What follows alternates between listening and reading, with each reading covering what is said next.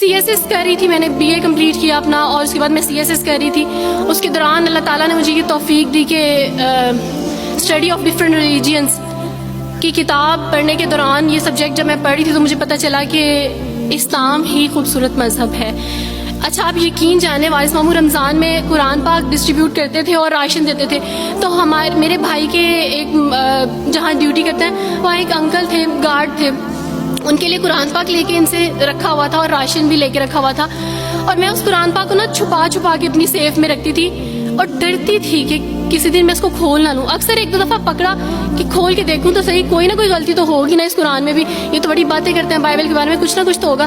لیکن اب یقین جانے ایک ڈر تھا کہ جس دن میں نے اس قرآن کو پڑھا میں اس قرآن کو اپنا دل دے بیٹھوں گی.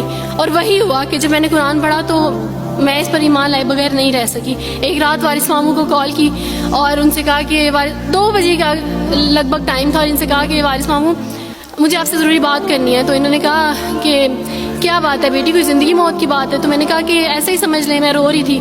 تو انہوں نے کہا کہ سب خیریت ہے. تو میں نے ان سے کہا کہ بس بغیر کچھ کہے آپ مجھے کلمہ پڑھا دیں وارث ماموں. اور وارث ماموں اور میں بالکل خاموش تھے. یعنی وارث ماموں کہتے ہیں کہ اس وقت مجھے لگا کہ جیسے میرا دل پھٹ جائے گا.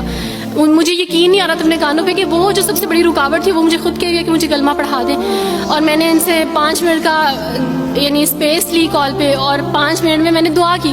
لیکن اس کے بعد میں نے کہا کہ اگر میں حق پہ ہوں، سچ پہ ہوں، تو بس پھر خداوند اس کو ہو لینے دے. اور وہی ہوا، میں نے اسلام قبول کیا. اور سوچا تھا کہ CSS کمپلیٹ کرنے کے بعد فیملی میں اناؤنس کروں گی، لیکن اللہ تعالیٰ نے کچھ اور منصوبے بنائے ہوتے ہیں، انسان کے کچھ اور منصوبے ہوتے ہیں. آپ یقین جانے میری فیملی کو جلدی پتہ چل گیا.